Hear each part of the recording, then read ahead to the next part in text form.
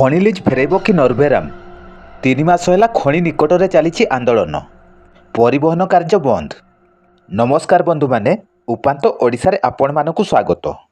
କେନ୍ଦୁଝର ଜିଲ୍ଲାର ଯୋଡ଼ା ଖଣିମଣ୍ଡଳ ଅନ୍ତର୍ଗତ ନରଭେରାମ power and steel ଲୌହ ଖଣି ନିକଟରେ ଗତ 3 ମାସ ହେଲା ଗ୍ରାମବାସୀ ଧାରଣାରେ ବସିଛନ୍ତି।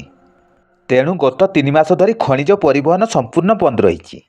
ଗ୍ରାମବାସୀଙ୍କର ମୁଖ୍ୟ ଦାବିଗୁଡ଼ିକ ହେଲା ଠିକା ସଂସ୍ଥା ଅଧୀନରେ ନିୟୋଜିତ ଥିବା ଗ୍ରାମବାସୀଙ୍କୁ ସ୍ଥାୟୀ ନିଯୁକ୍ତି, ଆଉ 100 ଗ୍ରାମବାସୀଙ୍କୁ ଖଣିରେ ନିଯୁକ୍ତି, ଗ୍ରାମବାସୀଙ୍କ ନିମନ୍ତେ ଆମ୍ବୁଲାନ୍ସ ସେବା ଯୋଗାଇ ଦେବା ଓ ପରିବହନ କାର୍ଯ୍ୟରେ ଗ୍ରାମବାସୀଙ୍କୁ ସୁଯୋଗ ପ୍ରଦାନ।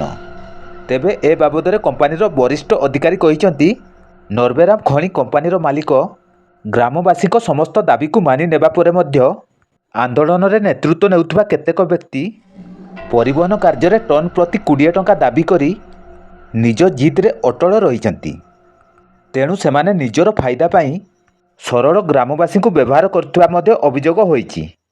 ଅପରପକ୍ଷେ ଗ୍ରାମବାସୀଙ୍କ କହିବା କଥା, କମ୍ପାନୀ ଆମର ସମସ୍ତ ଦାବି ମାନି ନେଇଥିବା କହୁଥିଲେ ମଧ୍ୟ କମ୍ପାନୀ ପକ୍ଷରୁ କୌଣସି ଲିଖିତ ପ୍ରତିଶ୍ରୁତି ଦିଆଯାଉ ନାହିଁ। ତେଣୁ କମ୍ପାନୀ ପକ୍ଷରୁ ଲିଖିତ ପ୍ରତିଶ୍ରୁତି ନ ମିଳିବା ପର୍ଯ୍ୟନ୍ତ ସେମାନେ ଆନ୍ଦୋଳନରୁ ଓହରିବେ ନାହିଁ। ତେଣୁ କୌଣସି ସମାଧାନର ବାଟ ବାହାରି ପାରୁନଥିବା ବେଳେ ପରିବହନ କାର୍ଯ୍ୟ ମଧ୍ୟ ବନ୍ଦ ରହିଛି। ତେଣୁ ନରଭେରାମ ଖଣି କମ୍ପାନୀ ଖଣି ଲିଜ୍ ଫେରାଇବାକୁ ଯୋଜନା କରୁଥିବା ଜଣାପଡ଼ିଛି।